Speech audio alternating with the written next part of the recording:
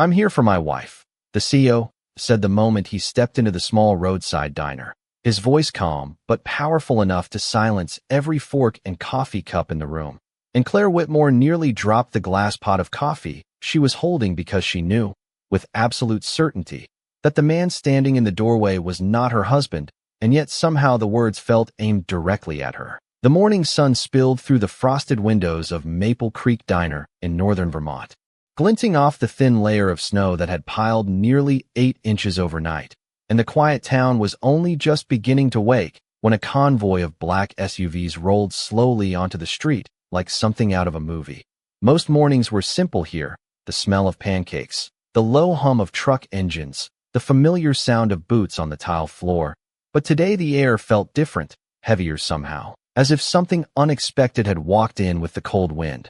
Claire stood behind the counter, in her pale blue waitress uniform, her blonde hair tied back in a loose ponytail, a pencil tucked behind her ear. And though she looked like any ordinary waitress in a small American town, there was a quiet steadiness in the way she moved, the kind of calm that came from years of learning to stand on your own feet when no one else showed up. Outside, the temperature hovered around 20 degrees Fahrenheit, the kind of cold that turned breath into smoke and made even strong men hurry indoors. And Claire had been up since 5 that morning refilling coffee mugs for early truck drivers who passed through town before sunrise.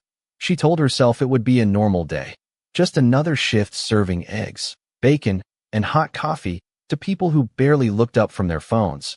But she kept glancing toward the diner door without understanding why.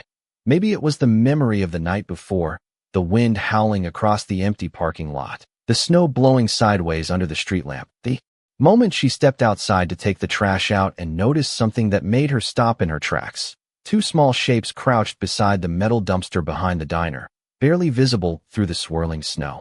And at first she thought they were stray dogs searching for warmth. Until one of them moved and she realized they were boys, 2 kids no older than 10, wearing thin jackets completely useless against a Vermont winter night. Their faces were pale, their hands shaking, and the taller one tried to stand up as she approached, but nearly lost his balance on the icy ground. Claire didn't ask questions, not then. Not when the wind was cutting through their clothes and the temperature felt like it could freeze tears on a child's cheek. She simply opened the diner door and said the only thing that mattered in that moment: "Come inside." And the boys followed her slowly, their shoes leaving wet prints across the tile floor as the warm air wrapped around them like a blanket. She poured hot soup into 2 bowls, placed them on the counter, and watched the boys eat with quiet desperation, as if warmth itself was something they hadn't felt in a long time. They thanked her politely, too politely for kids their age, and that was when Claire realized something about them didn't quite match the story of 2 lost children in a snowstorm. Their shoes were expensive, their accents careful, and one of them wore a small silver watch engraved with the letters EC. Claire noticed it, but said nothing because sometimes kindness didn't require answers, only a door left open. Hours later the boys had fallen asleep in the booth beneath the yellow diner lights while the storm slowly passed outside, and Claire believed the strange night was over, just a quiet moment of compassion no one else would ever hear about. But now, standing behind the counter with the morning sun on the windows and a room full of stunned customers staring toward the entrance, Claire realized the story had only just begun, because the man in the doorway, the CEO everyone in town recognized from the news, was looking directly at her as if he had been searching for her for years. And the words he spoke next made the entire diner fall completely silent. Claire Whitmore did not move for several seconds after the man finished speaking, because there was something about the way he looked at her that felt less like a declaration and more like the end of a very long search. The diner remained silent except for the quiet hiss of the coffee machine and the distant rumble of engines outside where several black SUVs idled along the snowy curb. Ethan Calloway stood just inside the doorway, tall and composed in a dark wool coat dusted with snow, the kind of presence that belonged in glass skyscrapers and financial news interviews rather than a small diner off Route 7. People in Maple Creek recognized him immediately because Callaway Biotech had been in the headlines for months after announcing a billion-dollar expansion in Boston, and yet the powerful executive now seemed strangely focused on one thing only: the woman behind the counter who still held a glass coffee pot in midair. Claire finally set the pot down slowly beside the register and folded her arms across the front of her pale blue uniform, not out of anger but out of instinct, the same quiet defense she had learned years ago when life taught her that powerful people often entered a room believing the world already belonged to them. "I think you might have the wrong diner," she said calmly, her voice steady enough to surprise even herself, because nothing about the moment made sense. Ethan did not answer immediately, his gray eyes moving briefly across the room before settling again on Claire, as if confirming something only he understood. Behind him, the diner door opened once more, and two small figures slipped inside, shaking snow from their jackets as they hurried past the confused customers. The moment Claire saw them, her heart skipped, because the boys from the night before were suddenly wide awake and running across the room toward her counter with the reckless speed that only children possess. "Miss Claire," the younger one shouted with a grin that lit up his pale face, and before anyone could react, both boys reached the counter and hugged her around the waist as if they had known her for years instead of one freezing night. The entire diner seemed to exhale at once as the strange tension broke into murmurs of surprise, and Claire knelt slightly so she could look at them eye to eye, checking their faces the way someone does when they want to make sure the warmth from last night had truly returned. "You two look a lot better this morning," she said softly, brushing a strand of hair away from the older boy's forehead. "They ate 3 pancakes each," the older one announced proudly, and a few customers laughed quietly at the simple declaration, but Ethan Calloway did not laugh. He stepped forward slowly, the polished confidence of a chief executive replaced by something quieter, something almost uncertain, and when the boys turned and saw him, their expressions changed instantly from excitement to relief. "Dad," the younger one said, as if the word itself carried warmth. Claire straightened at once, her mind catching up with the reality unfolding in front of her, and for the first time she truly looked at the man standing in her diner, not as a stranger from television, but as the father of the 2 boys she had wrapped in blankets just hours earlier. The silver watch she had noticed on the younger boy's wrist suddenly made sense now. The engraved letters, EC, catching the morning light as the child raised his arm to point toward the tall man behind him. Ethan Calloway rested one hand gently on each boy's shoulder, his gaze never leaving Claire's face, and when he spoke again, his voice carried the quiet certainty of someone who had spent an entire night fearing the worst and had only just begun to breathe again. "They told me everything you did for them," he said slowly, and the gratitude in his words felt heavier than any public speech. Claire opened her mouth to respond but hesitated, because beneath the gratitude in his voice there was something else, something unresolved that had nothing to do with a snowstorm or 2 hungry boys. Outside the diner window, the snow reflected the pale winter sun, while the line of black vehicles remained motionless along the street, waiting, as if the entire world had paused for a moment that neither of them fully understood yet. Claire Whitmore felt the warmth of the diner suddenly return as the quiet murmur of customers began to fill the room again. But inside her chest, the moment still felt suspended, as if the morning had taken an unexpected turn that no one in Maple Creek had planned for. The 2 boys remained close beside her counter, their small shoulders relaxed now that their father had arrived. And for the first time, Claire noticed how different they looked in the daylight compared to the pale, trembling figures she had found behind the diner the night before.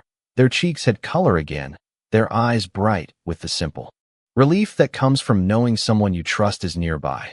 The younger one rested his elbows on the counter and looked up at her with the same open curiosity he had shown while eating soup hours earlier. "We told him about the blankets and the soup and the pancakes," he said proudly, as if recounting an adventure rather than a night spent in the cold. The older boy nodded quickly, adding that she stayed up to make sure we were warm, and the way he said it carried a quiet gratitude far older than his years. Claire smiled gently, though she felt a hint of embarrassment at the attention now gathering around her, because kindness had never felt like something that deserved applause. She simply did what anyone should do when children are cold and alone in a snowstorm. Ethan Calloway listened to the boys carefully, his expression softening with every word. And though he remained composed the way powerful men often do, there was a trace of relief in the way his shoulders lowered slightly, as if the fear that had driven him through the night had finally loosened its grip. The owner of the diner, a gray-haired man named Walter, stepped out from the kitchen wiping his hands on a towel, clearly confused by the sight of expensive vehicles outside and half the town staring through the windows. He looked from Claire to Ethan and back again before quietly asking if everyone wanted coffee. Because in Maple Creek, even the strangest moments are usually handled with a warm mug and a calm voice. Ethan nodded politely and accepted the cup Claire placed in front of him, studying her with the kind of careful attention that suggested he was trying to connect pieces of a memory that refused to settle.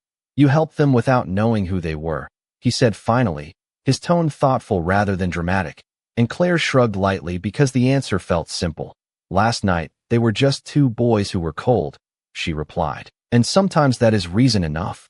The words seemed to land heavily in the quiet space between them, because Ethan had spent most of his life surrounded by people who asked questions before offering help, and something about her calm certainty felt unfamiliar and strangely grounding. One of the boys tugged gently at his father's sleeve and whispered something that made Ethan glance again at Claire with renewed curiosity. For a brief second his eyes narrowed slightly, not with suspicion but with recognition, as if a distant memory had brushed against the present moment. Claire noticed the shift and felt a faint unease she could not explain, because the way he looked at her now was not the same as a father thanking a stranger. It felt more like someone staring at a photograph they had not seen in many years. Outside the diner, the sunlight reflected off the snow-covered street, while the black vehicles waited quietly along the curb, their drivers standing beside them with patient professionalism. Yet inside the diner, time seemed to slow as Ethan Calloway took a careful sip of coffee and spoke again in a quieter voice.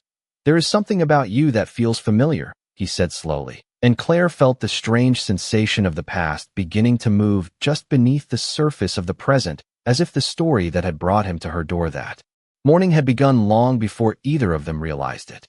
Claire Whitmore held Ethan Calloway's gaze for a moment longer than felt comfortable, because the way he said those words did not sound like polite conversation between strangers. It sounded like someone searching through years of memory, trying to match a face with a moment that refused to stay hidden. She leaned slightly against the counter and folded a clean diner towel in her hands, a quiet habit she used whenever the room around her began to feel uncertain. People in Maple Creek believed that small towns kept life simple, but Claire had learned long ago that the past could travel any distance if it truly wanted to be found. Ethan studied her carefully as the boys continued eating pancakes beside them, their laughter slowly returning as the warmth of the diner erased the last traces of the cold night. The older boy spoke between bites, explaining how they had tried to follow the highway lights when the storm became too strong and how the wind had pushed them farther from the road than they realized. Ethan listened closely, resting one hand gently on the back of the booth while the younger boy described the moment Claire opened the diner door and told them they were safe. Safe was the word the child repeated, as if it carried a meaning larger than the night itself. Claire noticed Ethan's expression soften again, but the thoughtful look in his eyes did not disappear. It lingered there quietly, the way recognition sometimes appears before the mind is ready to explain it. Outside the window, a delivery truck rolled slowly past the diner, its tires crunching over the thin layer of snow that still covered the street, and the sound seemed to remind everyone that the morning had fully arrived, even if the strange moment inside the diner had not yet ended. Walter refilled Ethan's coffee without saying much, because in small towns people learn to sense when a conversation is carrying something heavier than words. Ethan thanked him politely, and then looked back at Claire with renewed focus, as if he had reached a decision about something he could not yet fully understand. He asked her how long she had been working at the diner, and Claire answered simply that it had been almost 3 years since she came to Maple Creek. She said it in the calm tone of someone describing a fact rather than a story, but Ethan noticed the careful way she avoided explaining why she had chosen such a quiet place. Sometimes people move to towns like this to start over, and sometimes they arrived because life had quietly closed every other door. The younger boy finished his pancakes and looked up at Claire again with bright curiosity before asking if she had always lived here, and she smiled softly before explaining that she grew up farther south in New Hampshire before moving around a little. The answer seemed ordinary enough to anyone listening. Yet Ethan's attention sharpened slightly, as if that detail had stirred something he had almost remembered. He studied the silver chain around Claire's neck that rested just above the collar of her uniform, a simple piece of jewelry that most people would never notice.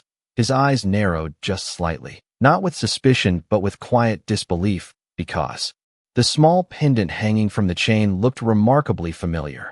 Claire noticed his gaze and instinctively touched the pendant with her fingertips, a gesture she rarely thought about, but had repeated for years without realizing it.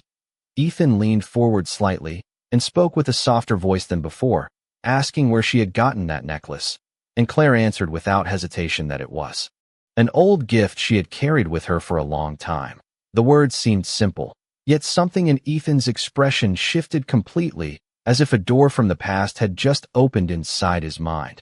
He set his coffee cup down slowly on the counter and looked directly at her again, the certainty now visible in his eyes replacing the earlier confusion. And in that quiet moment, Claire felt the strange sense that the story unfolding inside the diner had begun long before the snowstorm brought two hungry boys to her door. Claire Whitmore noticed the change in Ethan Calloway before he spoke again, because recognition has a strange way of appearing in a person's eyes before it ever reaches their voice.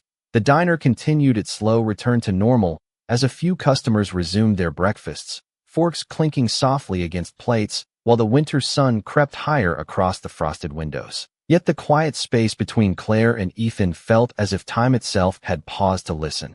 Ethan glanced once more at the small pendant resting against Claire's collarbone, the silver surface worn slightly smooth as though it had been touched many times over the years. He asked if he could see it for a moment, his tone careful and almost uncertain, and Claire hesitated only briefly before lifting the chain gently from her neck so the pendant rested in the palm of her hand. It was a small compass, simple and old, the kind of keepsake someone might give when they wanted to say that no matter how far life carried you, there would always be a direction back home. Ethan exhaled slowly when he saw it clearly, and the expression on his face was no longer confusion but quiet disbelief. He said that he had not seen that compass in nearly a decade, not since a rainy afternoon outside a university library when he gave it to someone who promised she would keep it until the day they met again. Claire felt the words settle into the room like a sudden memory that had been waiting just beneath the surface of her life. For a moment she did not respond because she already understood what he was about to say, and sometimes the truth arrives long before anyone is ready to speak it aloud. The older boy looked between them with curiosity, sensing the shift in the air the way children often do when adults suddenly begin talking in softer voices. Ethan finally said her name carefully, not the polite way strangers address each other, but the way someone says a name that has been carried quietly for years. Claire Whitmore, he said, and hearing it from him like that felt strangely familiar and distant at the same time. She gave a small, thoughtful smile before answering that very few people in Maple Creek knew her full name, and Ethan nodded slowly, because he remembered it clearly from another life, a time before boardrooms and business headlines when the future had seemed as simple as two young people sharing coffee between college classes. The memory passed through his expression like a reflection across still water, and Claire saw it there even though neither of them spoke about those years directly. The younger boy leaned against the counter and whispered to his brother that their father looked like someone who had just solved a puzzle, and the observation almost made Claire laugh because it was not entirely wrong. Ethan rested both hands lightly on the edge of the counter, as if steadying himself in the present moment. He said that he had spent a very long time wondering where she disappeared to after those years, and Claire answered quietly that sometimes life changes direction without asking permission. The words were calm but honest, and the space between them filled with the quiet understanding that both of them had lived entire chapters since the last time they shared the same place in the world. Outside the diner, a gust of winter wind stirred the snow along the roadside, while the black vehicles continued waiting patiently. Yet inside the small diner, something much older than the storm was beginning to unfold, because the two boys who had arrived hungry and cold had unknowingly carried with them a piece of the past that neither Claire nor Ethan had expected to see again. Claire Whitmore did not expect the past to stand across the counter from her wearing a dark winter coat and the quiet weight of a billion-dollar company. Yet that was exactly what the morning had become. For a few seconds neither of them spoke, because sometimes recognition does not arrive with excitement, but with a strange calm, the kind that settles over people who suddenly understand. that the years between two moments have quietly folded together. Ethan Calloway looked at the small compass in Claire's hand once more before she lowered it back against her uniform, and the gesture seemed to confirm something he had been trying to believe since the moment he walked through the diner door. The boys watched the exchange carefully, sensing that the story unfolding between the two adults was older than the snowstorm that had brought them there. The younger one leaned against the counter and asked Claire if she had really known their father before, and Claire gave a gentle smile before answering that life is full of unexpected reunions, especially in places where people think nothing surprising ever happens.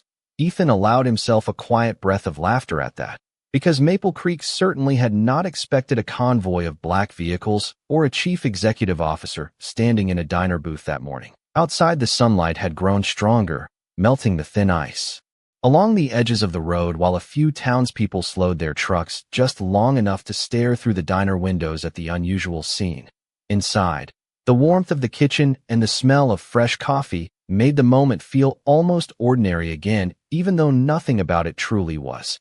Ethan finally spoke again with a tone that carried both curiosity and something deeper, asking Claire why she had disappeared without a word all those years ago. The question was not sharp or accusing, only honest, and that honesty made Claire pause longer than she expected. She wiped the counter slowly with the folded diner towel before answering that sometimes people leave because they believe it is the best way to protect the future they once hoped for.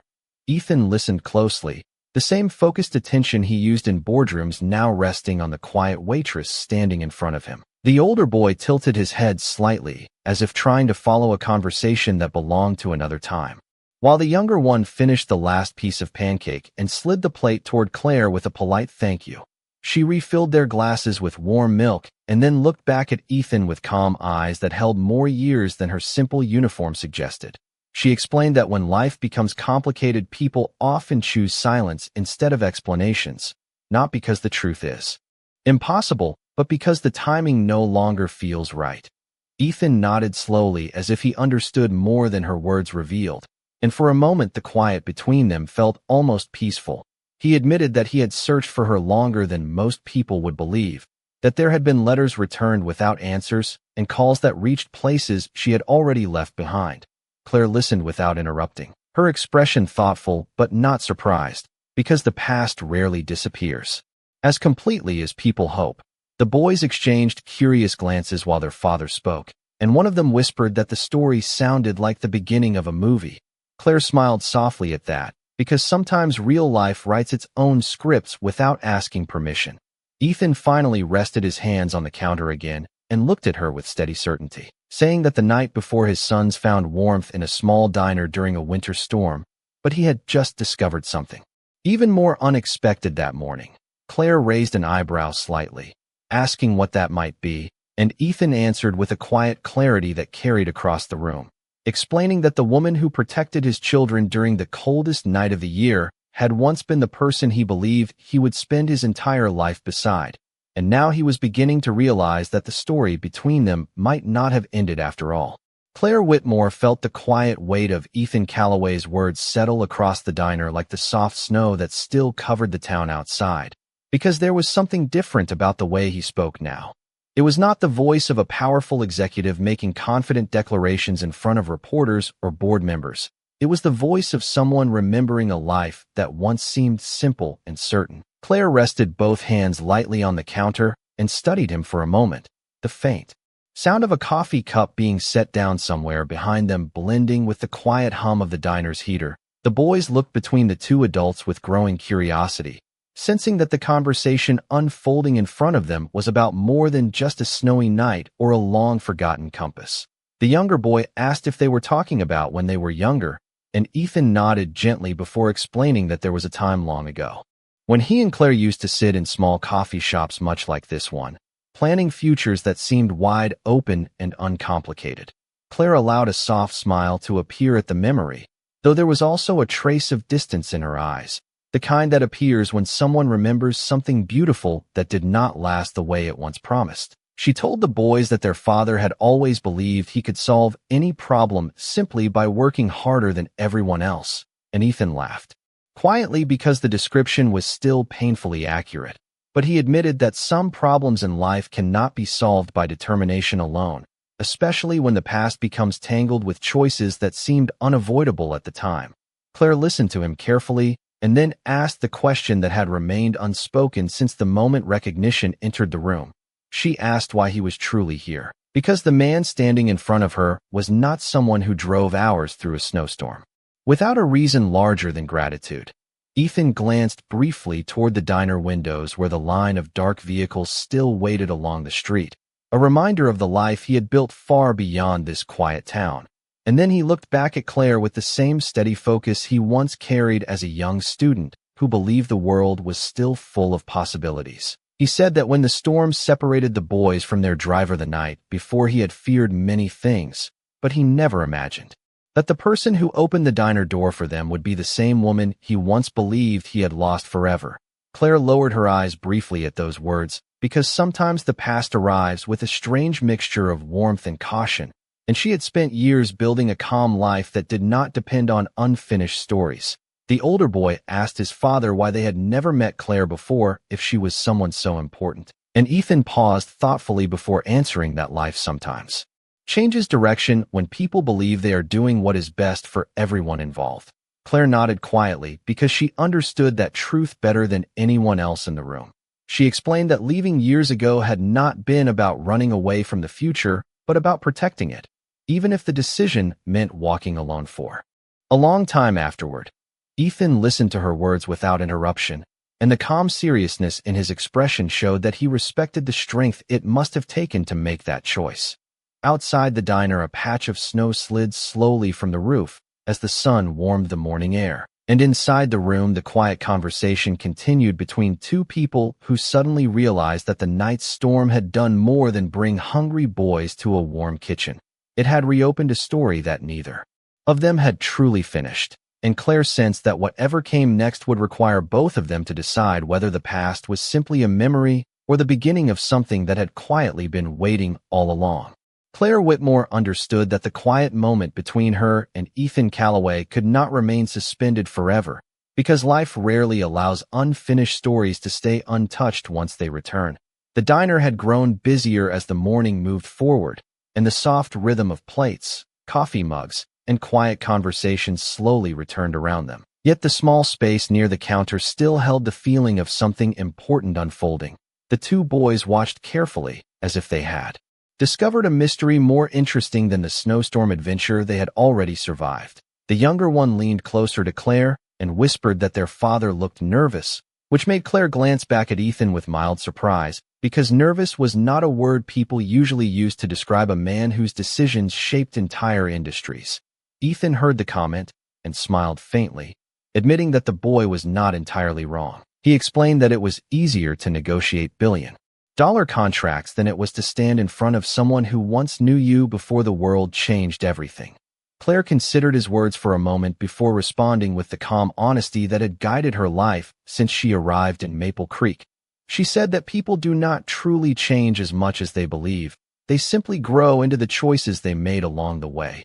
Ethan nodded slowly, recognizing the quiet wisdom in that sentence, and for a moment both of them seemed to acknowledge the years that had shaped them separately.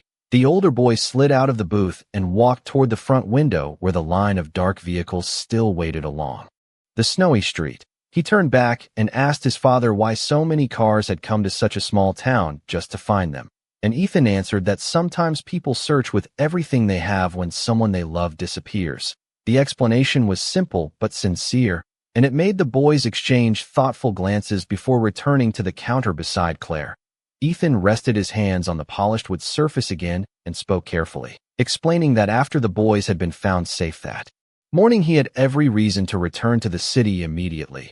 Yet something inside him refused to leave without understanding why fate had chosen this particular diner, this particular town, and this particular woman to stand at the center of the night's storm.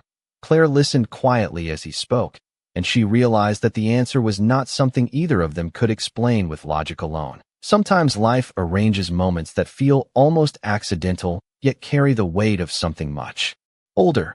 She told him that Maple Creek had given her something she needed when she first arrived, which was time to rebuild a quiet life that did not depend on anyone else's expectations. Ethan looked around the small diner then, noticing the worn wooden booths, the soft yellow lights, and the steady comfort that filled the room like warmth from a fireplace. He admitted that the place felt honest in a way the world he lived in rarely did. Claire smiled slightly at that observation because the town had a way of reminding people that value was not always measured by the size of a company or the number of headlines a person created. The younger boy suddenly asked Claire if she liked living here, and she answered that she did because it allowed her to wake up each morning knowing exactly who she was. Ethan heard that answer and remained silent for a moment before saying something that surprised even himself, explaining that perhaps the storm had not only brought his sons to safety but had also led him to the one place where he could finally ask the question he should have asked years ago. Claire raised her eyebrows gently, curious but cautious, as Ethan looked at her with steady sincerity and said that sometimes life gives people a second chance not because they deserve it, but because the story between them was never meant to end the first time. Claire Whitmore did not answer Ethan Calloway immediately because the quiet truth in his voice deserved more than a quick reply, and the small diner around them seemed to understand that something important had reached its final moment. The morning light now filled the windows completely, melting the thin frost along the glass and casting a soft glow across the wooden counter where Claire had spent countless ordinary mornings pouring coffee and greeting travelers who never stayed long. But this morning was different, because the past that once felt sealed away had returned not with anger or regret, but with a calm question waiting to be understood. The two boys leaned against the counter beside her, watching the adults carefully the way children do when they sense that the future might be changing in front of them. Ethan stood quietly, not with the confidence of a man used to commanding rooms, but with the patience of someone who had finally learned that some answers must be offered freely rather than requested. Claire looked at him for a long moment before speaking, her voice calm and thoughtful. She explained that when she left years ago, she believed it was the only way to give both of them the lives they deserved, because sometimes loving someone means stepping away when the world begins to pull people in different directions. Ethan listened without interrupting, the honesty in her words carrying more meaning than any explanation he could have imagined. He admitted that the years had taught him something similar, that success could fill calendars and headlines, but it could not replace the quiet certainty that once came from believing two people were walking toward the same future. Claire smiled gently at that, not with sadness, but with understanding, because life had given her something equally valuable during the years she spent rebuilding her life in Maple Creek. She told him that this small town had taught her that happiness does not always arrive through grand plans. Sometimes it grows slowly in simple places where people remember to take care of one another. The younger boy tugged lightly at Ethan's sleeve and asked if that meant Claire was part of their story now, and Ethan glanced toward her before answering that the story had never truly forgotten her. The honesty in that answer filled the room with a quiet warmth that felt stronger than the storm that had brought them together. Claire looked down at the compass pendant resting against her uniform and turned it gently between her fingers, remembering the promise it once represented and the years it had quietly guided her forward. Then she lifted her eyes again to Ethan and said that second chances are not really about returning to the past. They are about deciding whether two people have grown into someone new who can walk forward together. Ethan nodded slowly, accepting the wisdom in that truth, and instead of offering dramatic words or promises, he simply asked if she would allow time to show them what that future might look like. Claire considered the question while the boys watched with hopeful curiosity, and the diner continued its steady rhythm around them. Finally, she gave a small smile that carried both caution and warmth, and answered that sometimes the right direction appears only after a long journey, and perhaps the compass had not been pointing backward all those years, but forward to a moment neither of them expected.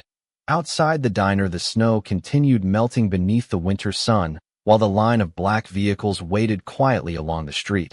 Yet inside the small diner, something far more meaningful had already begun to move forward. Because the cold night that brought two hungry boys to a warm kitchen had also guided two people back to a conversation that life had paused but never truly ended.